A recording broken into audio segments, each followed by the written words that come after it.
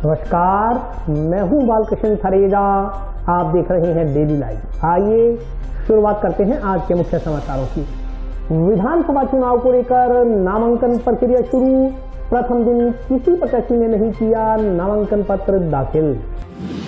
ईंट भट्टा मालिकों ने ब्लैकमेल करने वाले गिरोह के खिलाफ कार्रवाई की मांग को लेकर पुलिस एवं प्रशासनिक अधिकारियों को सौंपा ज्ञापन। राज्य के कर विभाग ने टीबी क्षेत्र में पॉली बैग फिल्म लेकर जा रहे एक ट्रक को रोककर चोरी की आशंका में किया सीज। छलांग मारते मिनी सचिवालय के शौचालय की हालत खराब। प्रबुद्ध नागरिकों ने की नियमित साफ सफाई की मांग।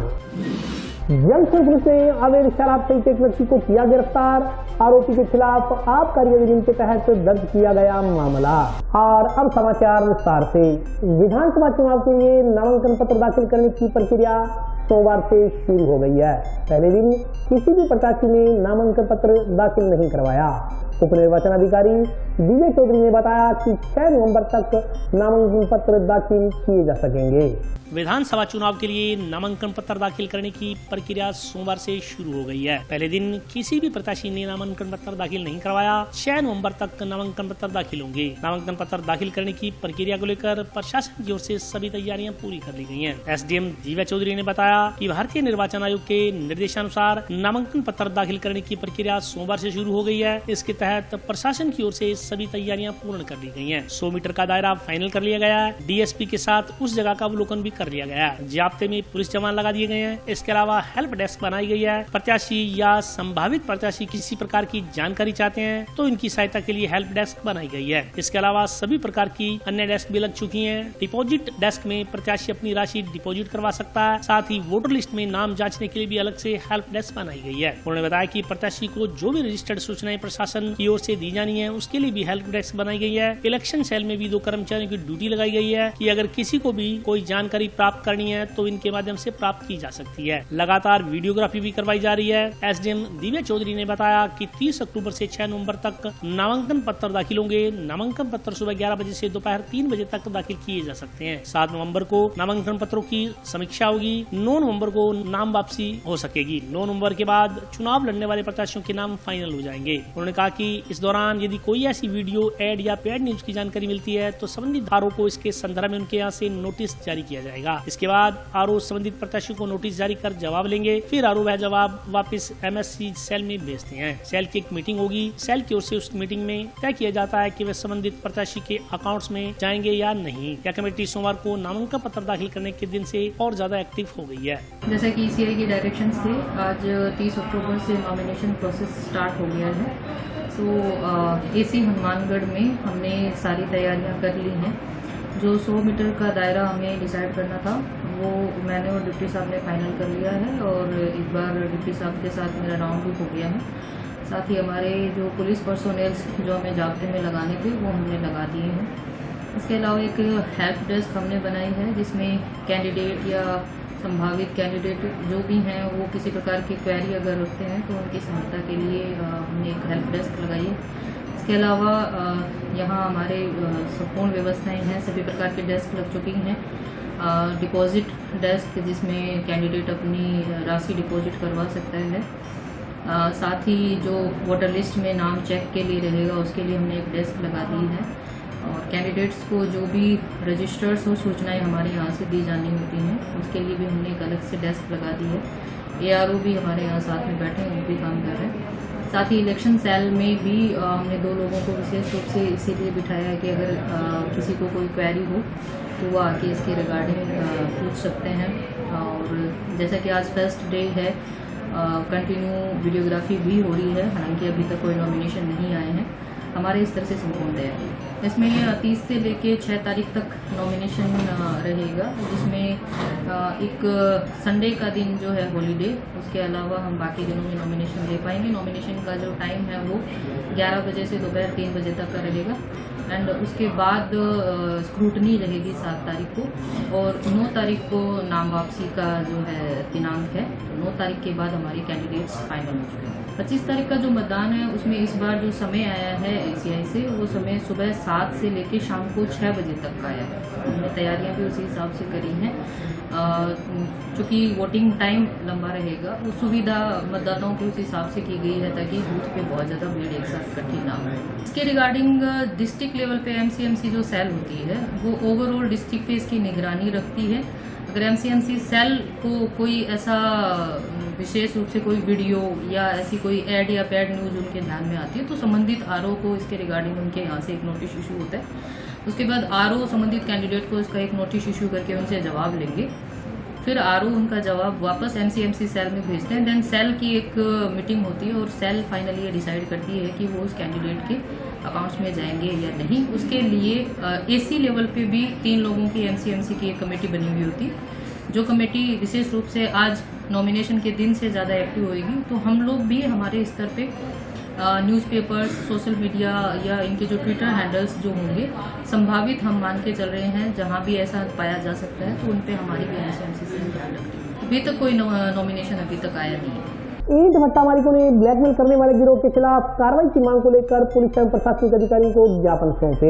ईंट भट्टा मालिकों पर मजदूरों को बंधक बनाकर रखने का झूठा मुकदमा दर्ज करवा ब्लैकमेल करने वाले गिरोह के सदस्यों के खिलाफ कार्रवाई की मांग को लेकर ईंट भट्टा यूनियन, C2 लेबर यूनियन व अम्बेडकर ईंट भट्टा मजदूर यूनियन के सदस्यों ने सोमवार को जिला कलेक्टर व पुलिस अधीक्षक के नाम ज्ञापन सौंपे। इस मौके पर ईंट भट्टा यूनियन के पदाधिकारियों ने बताया कि हनुमानगढ़ जिले में लगभग 500 ईंट भट्टा संचालित हैं। इन पर लगभग 50,000 मजदूर काम करते हैं। अधिकांश मजदूर अन्य राज्यों तथा कुछ अन्य जिलों से आते हैं। मजदूरों की ओर से ईंट भट्टों पर आते ही खर्चे के लिए भट्टा मालिकों से एडवांस के रुपयों की मांग की जाती है तथा भट्टा मालिकों की ओर से ही उनके रहने खाने आदि की व्यवस्था की जाती है। किंतु कुछ ठग प्रवृत्ति के लोगों की ओर से मजदूरों का माइंड वॉश कर उनके जरिए ईंट भट्टा मालिकों पर बंधक बनाकर रखने का झूठा मुकदमा दर्ज करवा दिया जाता है। इसके बाद ईंट भट्टा मालिकों को ब्लैकमेल करने का सिलसिला शुरू हो जाता है। ईंट भट्टा मालिकों से भारी मात्रा में राशि वसूल करने की मांग की जाती है। उन्होंने कहा कि जहां ईंट भट्टा श्रमिकों के साथ जाती होती है, वहां सभी संगठन एकजुट होकर खड़े होते हैं, परंतु वर्तमान में कुछ ठग गिरोह हनुमानगढ़ में सक्रिय हो गए हैं जो ईंट भट्टा मालिकों को अनावश्यक परेशान कर रहे हैं। उन्होंने आरोप लगाया कि हरियाणा, पंजाब के कुछ नागरिकों की ओर से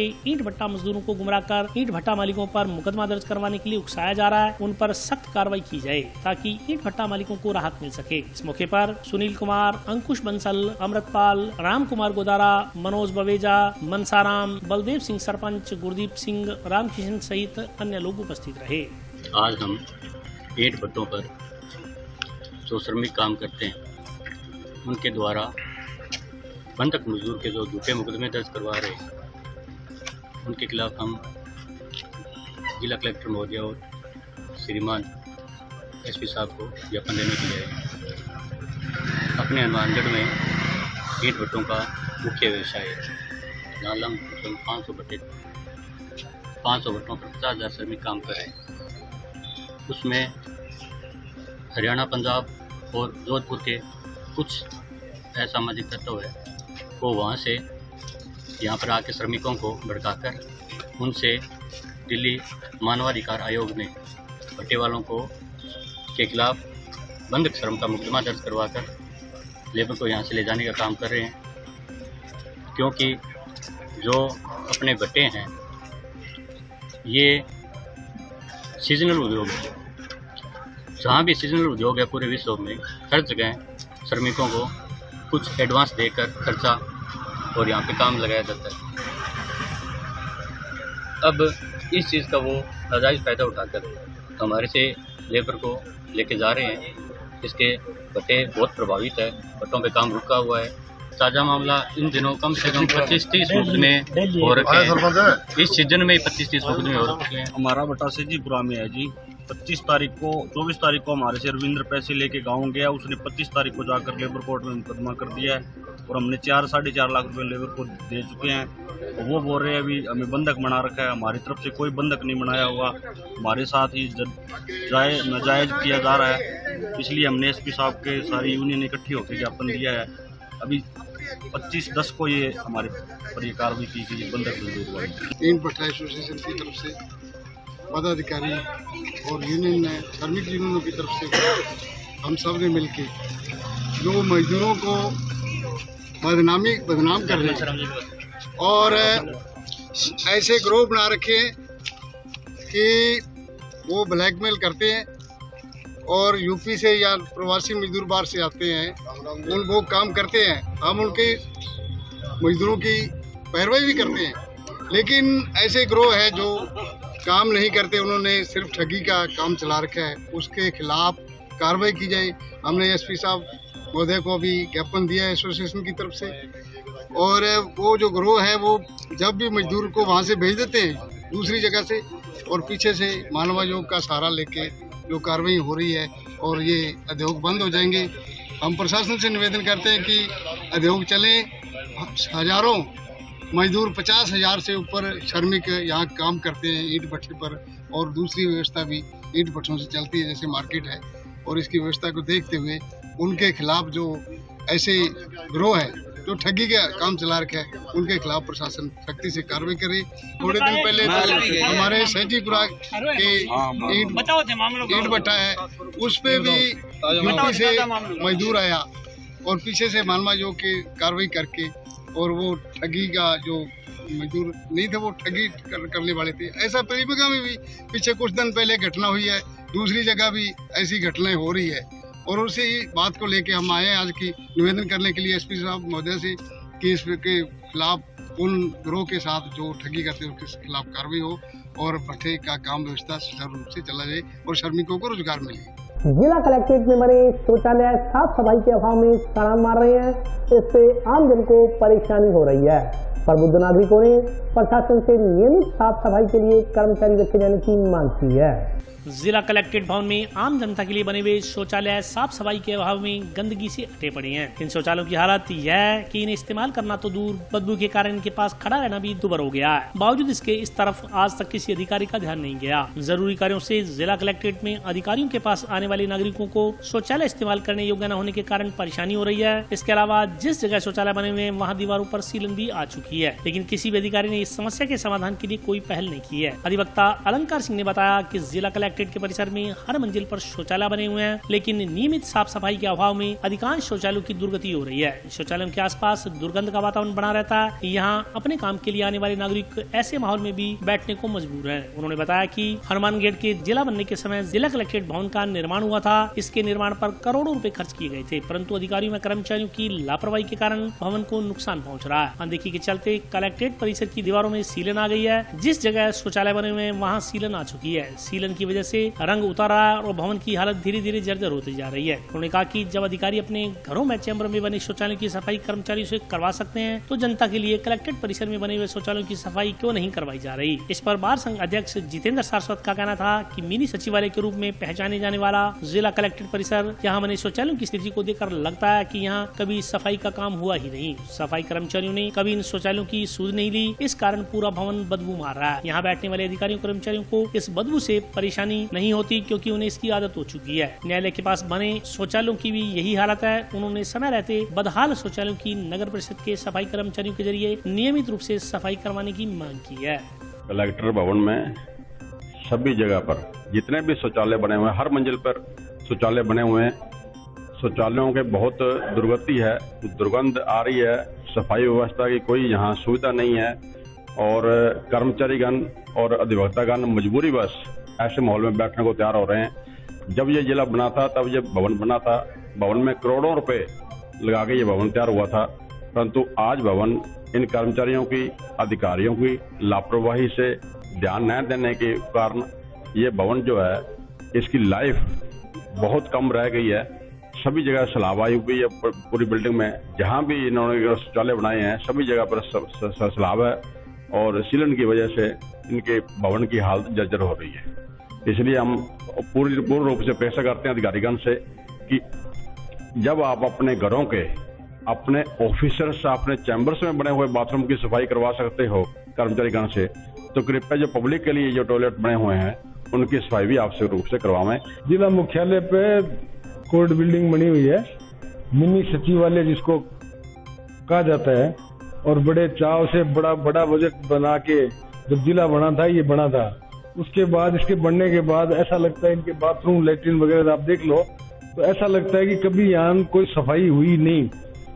न कोई इस पर जिला प्रशासन के लिए नगर पालिका के कोई सफाई कर्मचारी हैं, न इनके पास कोई कर्मचारी हैं। सफाई कर्मचारी तो यहाँ आता ही नहीं है, पता नहीं क्यों। RAA कोर्ट के पास जो बाथरूम बने हुए हैं, लेटरिन बनी हुई है, पेशाब घर बने हुए हैं, उनमें आज तक देखने के बाद आप देखोगे कि कभी आज तक सफाई नहीं हुई और नहीं होने की उम्मीद है। सारी बिल्डिंग बदबू मारती है और ये बदबू से इतने ज्यादा लोग आदी हो चुके हैं, हमारे अफसर और बाबू कर्मचारी और वकील।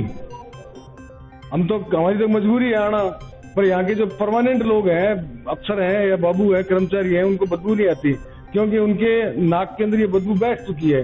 सारी बिल्डिंग बदबू मारती है और किसी भी अधिकारी ने इस तरफ कोई ध्यान नहीं दिया और भविष्य में इस तरफ ध्यान देने की कोई उम्मीद नहीं है।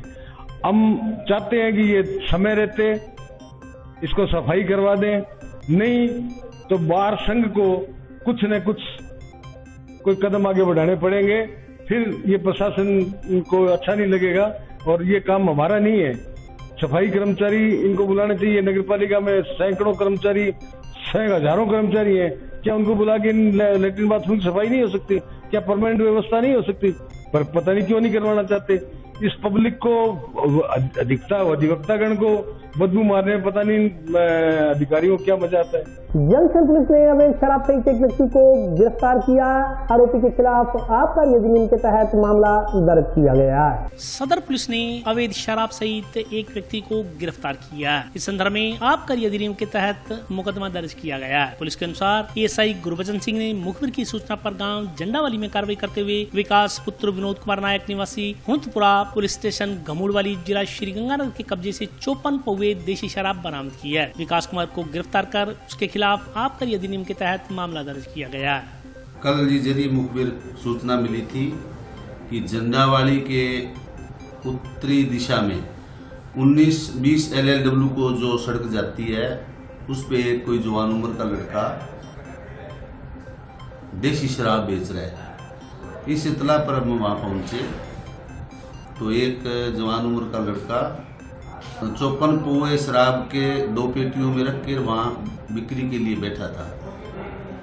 हमें देख के वो भागने लगा, उसको गिरा दे के हमने पकड़ के उसका नाम पता पूछा तो उसने अपना नाम विकास उर्फ विनोद कुमार जाति नायक निवासी झंडावाड़ा बताया।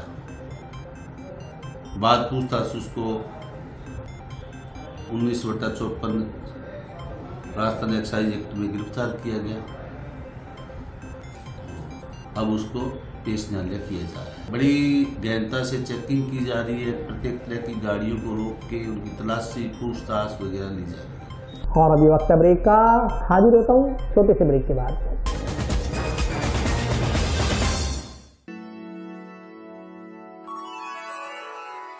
यूं तो कई बार मुझे हंसते देखा है, पर ये हंसी कुछ और है।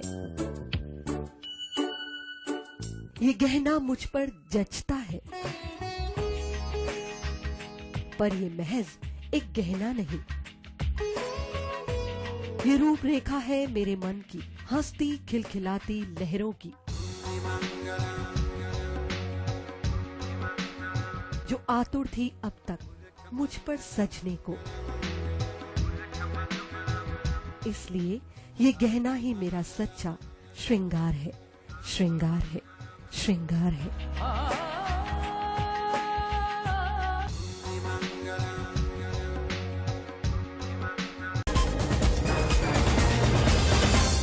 ब्रेक के बाद स्वागत है।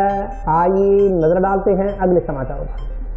राज्य कर विभाग ने टीबी क्षेत्र में पोली बैग फिल्म लेकर जा रहे एक ट्रक को रोककर चोरी की आशंका में सीज किया है। राज्य कर विभाग ने टीबी क्षेत्र में पोली बैग फिल्म से भरा ट्रक कर चोरी की आशंका में सीज किया। फिल्म में बिल में अंकित वजन से 800 किलोग्राम अधिक वजन ट्रक में मिला। राज्य कर विभाग की ओर से व्यापारी को नोटिस जारी कर प्रत्युत्तर मांगा गया है। राज्य कर विभाग के सहायक आयुक्त शशिकांत सोनी ने बताया कि अतिरिक्त आयुक्त बलवंत सिंह के निर्देशानुसार टीबी क्षेत्र में एक वाहन को चेक किया गया। यह वाहन पंजाब से महाराष्ट्र जा रहा था। इस वाहन का का वास्तविक नंबर 31GA8719 है, जबकि इस पर जो ई वे बिल बना हुआ है वह RJ 31GA8718 का बना हुआ है। ई वे बिल की अवधि 19 अक्टूबर 2023 को एक्सपायर हो चुकी है। यह वाहन 20 अक्टूबर 2023 को डिटेन किया गया। इस वाहन में 800 किलोग्राम माल अधिक है, बिल में वजन कम है, जबकि वास्तविक वजन कांटा से तोल करवाने पर माल का वजन 800 किलोग्राम अधिक पाया गया। इस प्रकार व्यापारी ने धारा 129 का उल्लंघन किया। व्यापारी को नोटिस जारी कर दिया गया है। अब व्यापारी के जवाब का इंतजार किया जा रहा है। जवाब देने के लिए 3 नवंबर की तारीख तय की गई है। इसमें करीब 12,65,000 रूपए की पेनल्टी अनुमानित बनती है। पेनल्टी जमा करवाने या बॉन्ड भरवाने पर वाहन सुपुर्द कर दिया जाएगा। उन्होंने बताया कि इस ट्रक में पॉलीबैग फिल्म जा रही थी, जो दूध की पैकिंग के काम आती है। इन्होंने बताया कि बगैर बिल के माल परिवहन करने वालों के खिलाफ कार्रवाई करने के लिए लगातार वाहनों की जाँच की जा रही है। दिनांक 20/10/2023 को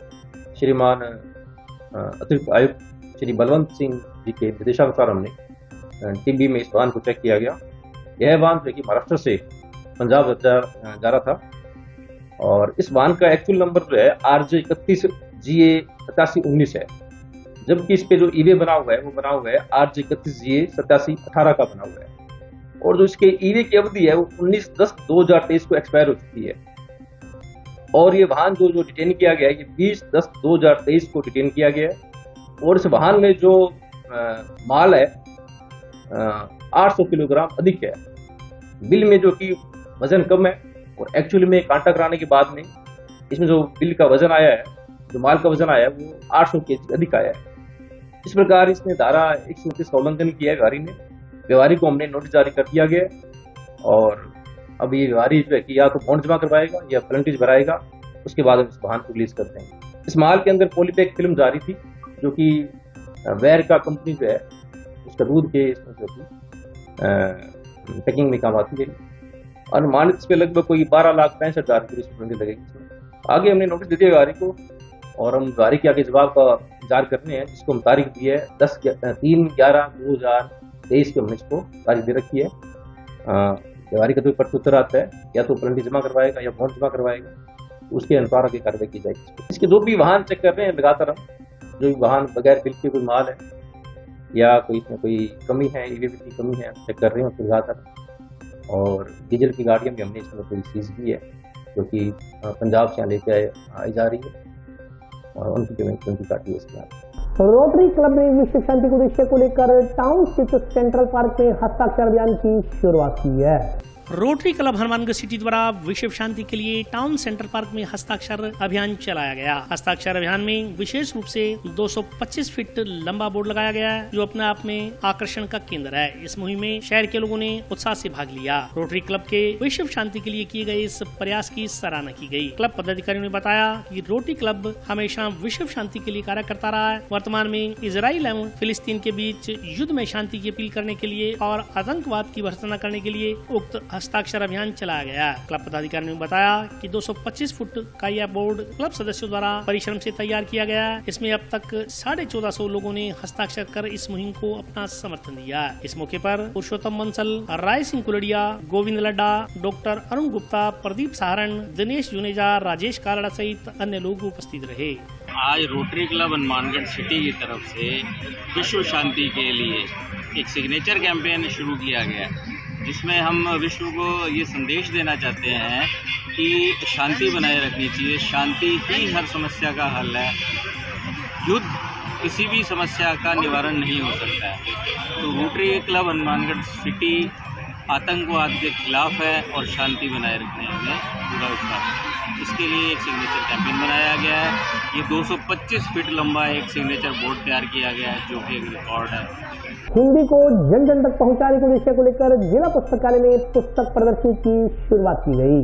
पुस्तकालय एवं हिंदी विभाग की ओर से हिंदी भाषा को जन जन तक पहुंचाने के उद्देश्य को लेकर 4 अक्टूबर से 11 दिसंबर तक कार्यक्रम का आयोजन किया गया। इस संदर्भ में जानकारी देते हुए पुस्तकालय अध्यक्षा अंकिता यादव ने बताया कि राजकीय जिला पुस्तकालय में पुस्तक प्रदर्शनी का आयोजन आयोजन चल रहा है। इसके तहत हिंदी को प्रमोट करने के लिए विभिन्न पुस्तकों की प्रदर्शनी लगाई गई है। उन्होंने कहा कि यह पुस्तक प्रदर्शनी 11 दिसंबर तक निरंतर चलेगी। उन्होंने कहा कि इसी के तहत पुस्तकालय विभाग की ओर से भारतीय भाषा उत्सव कार्यक्रम का आयोजन भी चल रहा है। इस दौरान हिंदी को आम जन तक पहुंचाने के लिए विभिन्न गोष्ठियों का भी आयोजन होगा। इस दौरान हिंदी को लेकर स्लोगन प्रतियोगिता भी होगी, जिसमें विद्यार्थियों को इस संदर्भ में जानकारी दी जाएगी। इस दौरान पुस्तकें पढ़ने आने के लिए पाठकों के अनुभवों को साझा करने के लिए एक कार्यक्रम आयोजित होगा। आज हमने पुस्तक प्रदर्शनी कॉर्नर लगाया हुआ है हमारे यहाँ पर राष्ट्रीय सार्वजनिक जिला पुस्तकालय हनुमानगढ़ में। तो ये प्रदर्शनी हमारे 2 महीने तक चलेगी, 11 दिसंबर तक चलेगी। इसमें हमारे पुस्तकालय विभाग की तरफ से भारतीय भाषा उत्सव कार्यक्रम का आयोजन किया जा रहा है माह अक्टूबर से लेकर 11 दिसंबर तक। इसके अंदर विभिन्न कार्यक्रमों का आयोजन किया जाएगा। इसमें पथ प्रदर्शन, जिसमें हम हिंदी के बारे में रोज के स्लोगन या हिंदी के बारे में कुछ लिखते हैं वहाँ पर, ताकि बच्चों को अवगत कराते हैं हिंदी से। दूसरा, वहाँ पर हमारे स्लोगन प्रतियोगिता भी होगी। 5 दिन चलेगी स्लोगन प्रतियोगिता, भारतीय हिंदी पे ही है मेन तो। और वरिष्ठ पाठकों के साथ चर्चा भी है, ताकि बच्चों से अनुभव साझा कर सके और कुछ सीखने को मिले बच्चों को। ये कार्यक्रम हमारा 11 दिसंबर तक चलेगा। मकसद यही है, हिंदी हमारे भारतीय हमारा विभाग का नाम है पुस्तकालय एवं भाषा विभाग। तो हिंदी भाषा को प्रमोट करने के लिए, हिंदी भाषा ज्यादा से ज्यादा बच्चों को उनसे लगाओ, उनको समझ में आए हिंदी के बारे में। टाइमिंग हमारी लाइब्रेरी का 10 से 6 है। सर्दियों का टाइमिंग 10 से 6 बजे का है। तो 10 बजे से ओपन होती है लाइब्रेरी। और हमारे ये यू जोड़ो अभियान के थ्रू जो हम ज्यादा से ज्यादा पाठक जोड़ रहे हैं, उसका भी एक अंग है, ये भी इसी का पार्ट है। ये भी बच्चों से मैं यही अपील करना चाहती हूँ, ज्यादा से ज्यादा हनुमानगढ़ के वासी जो भी बच्चे नवयुवा जो भी हैं वो यहाँ आए और पुस्तक प्रदर्शनी को देखें। हमारे यहाँ काफी पुस्तकें हैं, सभी विषयों की पुस्तकें, वो यहाँ आके इसका लाभ उठाएं। ज्यादा से ज्यादा सब बच्चे यहाँ आए और यहाँ 8-9 न्यूज़पेपर आते हैं, मैगजीन्स आती है, ताकि सब बच्चे यहाँ आके पढ़ें। हमारा यही है कि सरकार और हमारे इंटरनेट फ्री है, वाईफाई फ्री है और कंप्यूटर भी हम देते हैं। कंप्यूटर लैब है हमारे पास बच्चों के लिए, इसमें बच्चे अपनी टाइपिंग स्पीड भी चेक कर सकते हैं, अपने ऑनलाइन क्लासेस भी लगा सकते हैं। तो बच्चे ज्यादा से ज्यादा बच्चे यहाँ पर आए, उनका फायदा उठाएं लाइब्रेरी का। सदर पुलिस ने शांति भंग की आशंका में गांव धोलीपाल से 4 लोगों को गिरफ्तार किया। सदर पुलिस ने गांव धोलीपाल में एक प्लाट को लेकर विवाद करने के मामले में 4 लोगों को शांति भंग की आशंका में गिरफ्तार किया। इस संदर्भ में जानकारी देते हुए सदर पुलिस के एएसआई गुरबचन सिंह ने बताया कि गांव धोलीपाल में एक प्लाट को लेकर विवाद हो गया। इस दौरान परिवादी की शिकायत पर 4 लोगों को शांति भंग की आशंका में गिरफ्तार किया गया है। धोलीपाल वाला जी एक कोई प्लाट का विवाद है, उसमें किसी संत का धूना है और गुरजन सिंह उर्फ जनता सिंह, संत चंद सिंह और उसका लड़का और 3-4 लड़के और है जो वहाँ उसके विवाद को लेकर लड़ाई झगड़ा कर रहे थे। उनको 151 CRPC में गिरफ्तार किया गया। हाँ, वो बात की कार्रवाई है, एक बार 151 में गिरफ्तार किया गया। और आज के लिए बस इतना ही। कल फिर हाजिर होता हूँ नए समाचारों के साथ। तब तक के लिए नमस्कार।